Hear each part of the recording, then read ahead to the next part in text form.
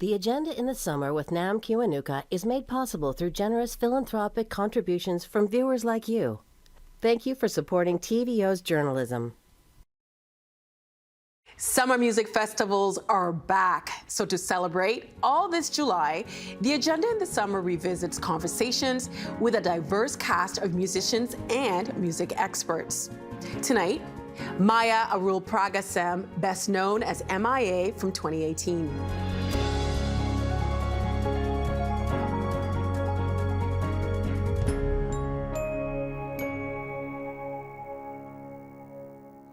Her name is Matangi M.I.A. Arul Pragasam. Most people, though, know her as M.I.A. She's been renowned over the past 14 years for her music and for her politics. Her father was the founder of the Tamil resistance movement in Sri Lanka, where she spent much of her childhood before fleeing the country's civil war with her mother and siblings. She made her North American debut here in Toronto more than a decade ago. What's brought her back to us is the documentary Matangi M.I.A. M.I.A., which her friend Steve Loveridge created about her. It screened at Hot Docs earlier this year, and with that, we welcome M.I.A. to the studio. Hi. It's nice to be here. Yeah. You know, the Drake Hotel was my first ever show in my life. Yeah, basically. in Toronto? Yeah. Yeah. Just to give a sense of what the documentary is about, let's take a look at some of the documentary. Sheldon, can you please roll? At least 100 have arrived in South London. I had to deal with the fact that I was different and I was an immigrant. The government say there are too many of them. In Sri Lanka, we were surrounded by a civil war. My dad was the founder of the Tamil resistance. Made us so strong for what he's put us through. Music was my medicine. It just blew up so quickly. I lived through a war, came as a refugee that is now a pop star. What are the goalposts? What do I do? In the documentary, we see how you, you're a very creative person through fashion, how you express yourself through music. What place has advocacy had in your music throughout your career? Is this something that just happened organically, or is it something that you felt like you needed to do? It happened organically, you know, because I think one of the things when you come over to a new country, you try to assimilate so fast, right? And one of the things you do when you do that is to deny, yes, one... We're showing the Borders video? Yes. So yeah, when you come over, you kind of deny where you come from or any aspects of your past to assimilate very quickly, you know, and you have to learn new languages, go to new schools, make new friends, and learn all the cultural, social codes of the new country and all of these things. And I felt that, yeah, to me, it was always part of it. Because I'd gone through that for like the first 8 years of being in England and I denied being Sri Lankan, then when I went back there, I felt like, you know, it was more of an impact, you know. Because you didn't want to leave because when you went back to Sri Lanka, you went for a month, but you ended up staying for 2 months? Yeah, because I was sort of like shocked by it because I realised how much I'd shut myself off from it, you know. So everything was like quite mind-blowing. Did you do that? I mean, you were young when you left, so is that something that you did, shutting it off, or is it something that happened with your family? I think that,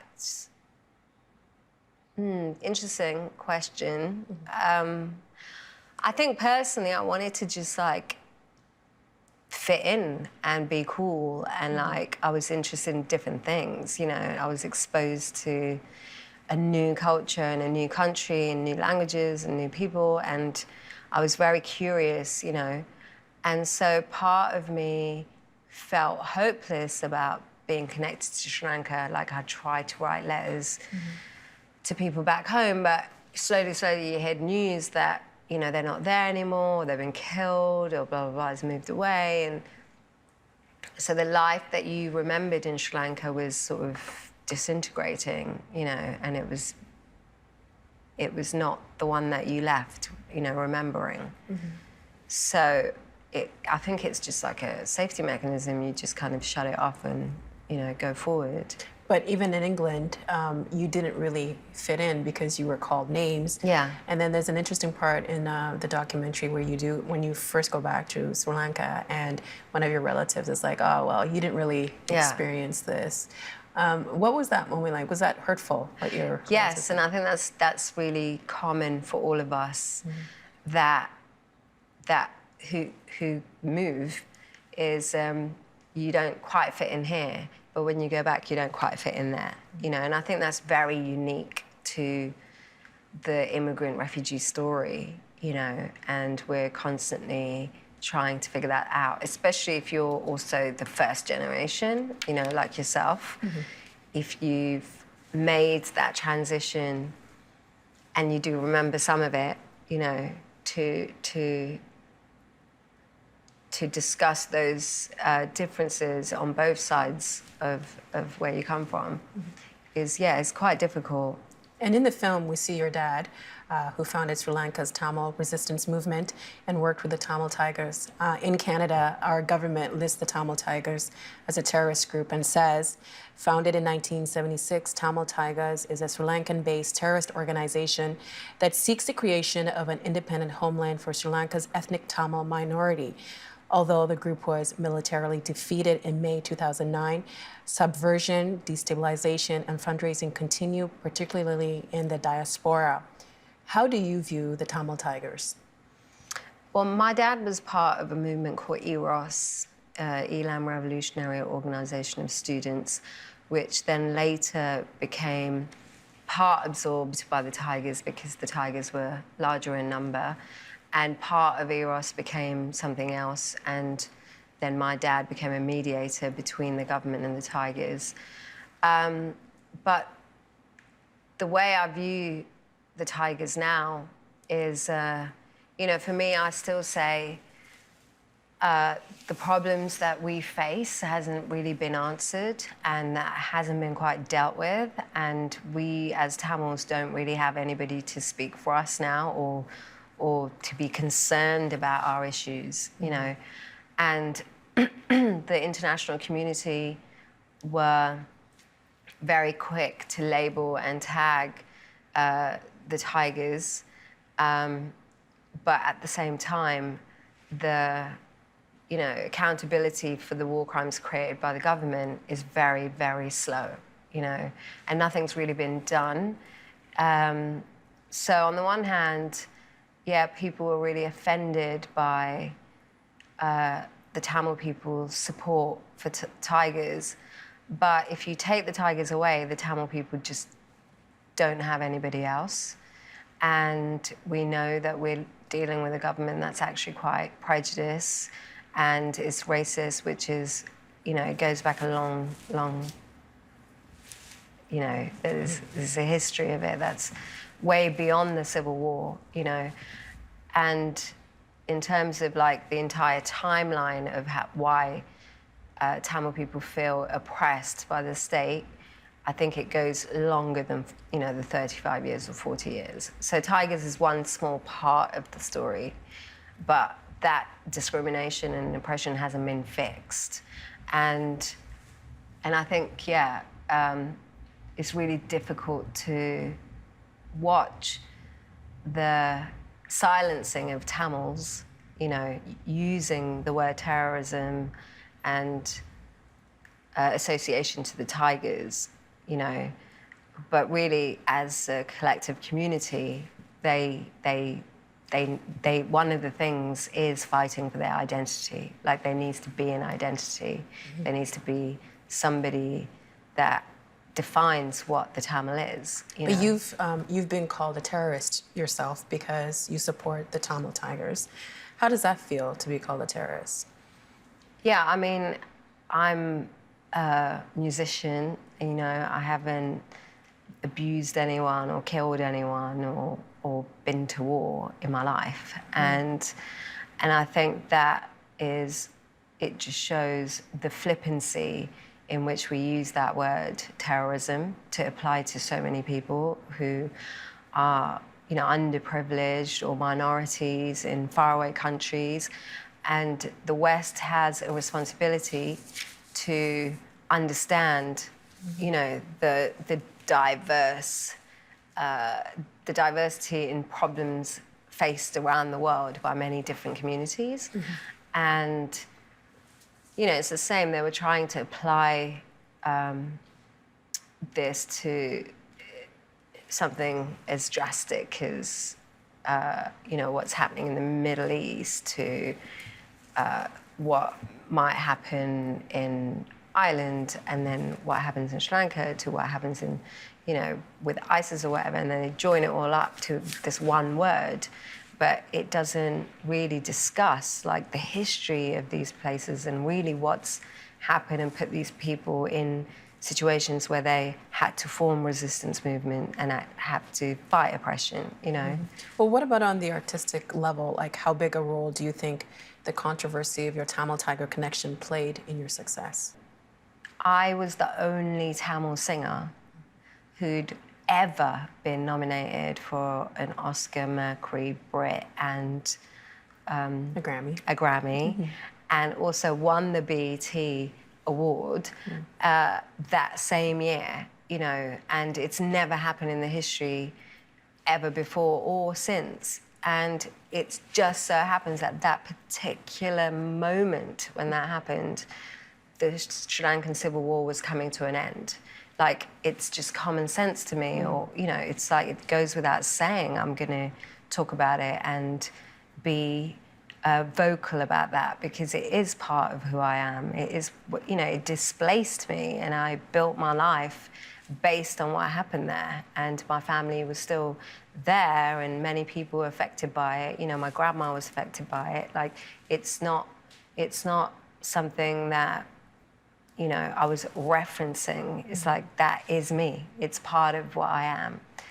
And yeah, I think that's just their sort of laziness or ignorance to really fully investigate what it's like when you're the first person coming up from a space like that, you know, because people are used to pop stars coming from the West or discussing other issues, but they've never had to deal with somebody coming up from somewhere quite far away discussing something very specific, you know.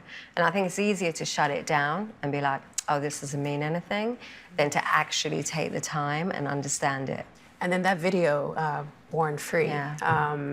At one point YouTube pulled it. What was your vision for that video? What were you trying to say?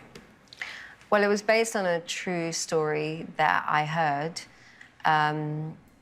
So I was interested in, interested in seeing what would happen if you know, because I tried to show people the real videos, because during this time on YouTube, the real footage from smartphones filmed by soldiers while they were, you know, raping women and capturing and executing people were posted on YouTube as like a boasting thing. And that material was not censored. It was there, and Tamils could see it, you know, and the Sinhalese used YouTube to post these videos to, you know, brag about it. And so I found that really frustrating, because I could see the events happening because it's there, and people had smartphones for the first time that year. And yet there was no response or an outcry from the international media. So I just felt that something needed to be sort of explored in that sense. So yeah, I just thought I'll take that Tamil video and then I'll just change the characters and make everybody, you know, Western, and see if it relates to people, you know. Of all the criticisms that you've heard or read about yourself, what has been the most fair or accurate? Criticisms. Wow. I mean, it's like an Encyclopedia Britannica of criticisms. What has been the most accurate? Or what has been the most unfair? I mean, all of them has been quite unfair, you know. And I think it's because you're the first, And I understand that. Like, I approach everything with a 50-50, you know, like, understanding. I'm like, I understand, because there hasn't been you know, a Sri Lankan pop star before. So I understand that there's room for, you know, misunderstanding. And also, I'm not a trained musician or a trained politician or trained in anything. I'm actually, you know, a refugee who came from an underprivileged, like, you know, below poverty line upbringing, and climbed my way up and got an education, et cetera, et cetera. So I kind of wanted to include all of these things to what, you know, it wasn't just I'm a Tamil, I'm a refugee, but it's also, this is what it's like living on a council flat, and this is what it's like being poor, this is what it's like being uneducated, this is what it feels like being, you know. So it was, I wanted to talk about all of those things. And that's why you run into so many, like, misunderstanding, because these are all very, like, huge. Do you think that this documentary allows people to see the whole M.I.A? It's never, I mean, it's 90 minutes, and I handed him 700 hours. So it's never going to be the whole M.I.A thing. Does it clear up some misconceptions? I think so. I think, you know, people have always asked me, you know, are you, you know, coming from a privileged background? Your mum and dad are doctors and you did this, or, you know, were you really like that? Did you really come from a council flat and, you know, blah, blah, blah. So I think, yeah, there's like, for example, there's a shot in the film where my uncle's reading the sexual assault crimes against women. And I landed, my first day when the auto arrives, I landed in the middle of a protest where all the women, Tamil women, were protesting in the middle of the city centre because a female teacher had been raped in broad daylight at 7 p.m. on the way home from school at the busiest, you know, like Times Square of Colombo in the capital, by 14 soldiers and policemen. And they all had been acquitted that day. So when my plane landed, it's the first time I'm visiting Sri Lanka since I left as a 10-year-old. And I landed in the middle of the protests and the riots. So that just like changed my entire journey there, because that's what I landed into. And it's not in the documentary. So like for me, that actually is what kind of drove the direction of what I felt there, you know. But that incident's not in it. And when my uncle's reading that list, my uncle is the person who actually documents all of the assaults that had happened for 20, 25 years for Amnesty International. And that's not really said for his safety. So all of these things, I just found that it was, the documentary's quite light-hearted in that sense, you know, and that Steve actually left out a lot of the gruesome, you know, stuff that I'd filmed, which the reality was a lot more gruesome, yeah. But I think having watched it, I feel like I have a better understanding of what it is that you are doing and what you've been trying to say. And I think maybe it gives other people an opportunity to not to like misquote you or perceive you to be something that you're you know, you're not saying.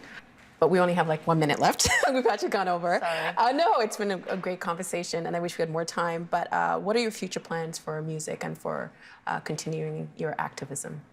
I would like to explore that space a bit more. I think that the rich and poor divide has only grown even more, and the refugee community has grown even more in the last 15 years. And the, you know, the poverty line and the lack of education, all of these things are just growing, even though we are technologically advanced and we have all the resources in the world, and et cetera, et cetera. So, yeah, I think I want to explore that more, to be like, no, I'm not going to go away. Actually, this is not solved, and it's still a problem. And these kids still do have dreams, you know, and they deserve education because we've got the means to have that, you know. And I think that's an important aspect of thinking like globally and making people feel like, I guess, confident, you know, that they matter. They matter, and no matter where they come from, they can still have a dream and still try to make it, even if they've got, you know, a cardboard box and a pair of scissors and they need to get, you know, going. And M.I.A, thank you so much. It's been an absolute privilege to speak to you. It's always been a dream of mine to meet you and to talk to you. Thank you for being here. Thank you. Thanks for having on the agenda. me. Thank you. Thank you.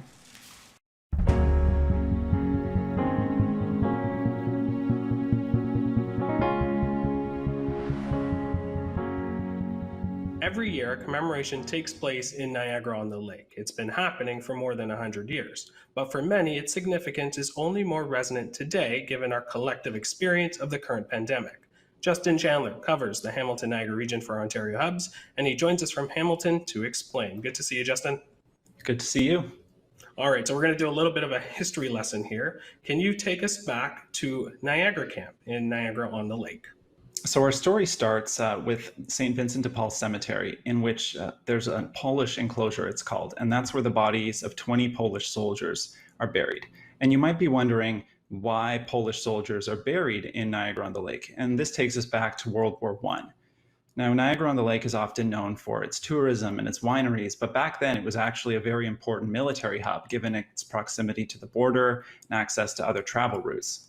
And so in Niagara-on-the-Lake, near where the now restored ruins of Fort George are, we had something called Niagara Camp.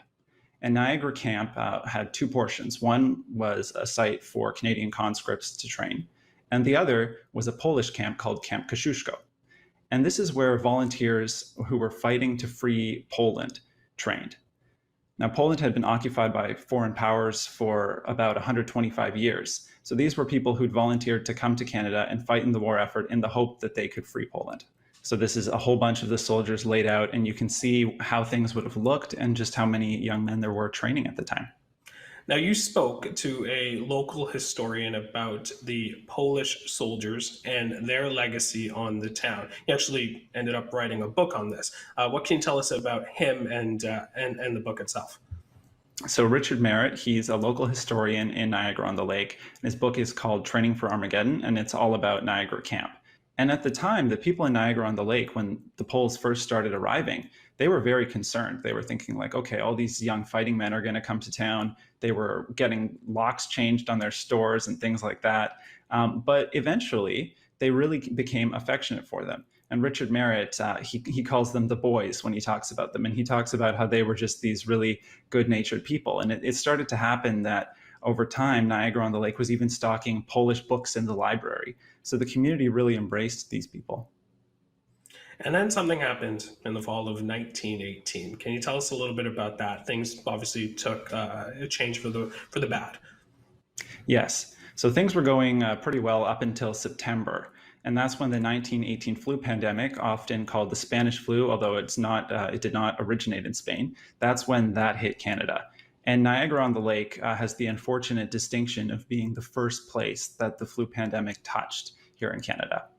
So it's believed that it probably came over from the United States, but very soon in September, some of the Polish soldiers in Niagara Camp started to get sick.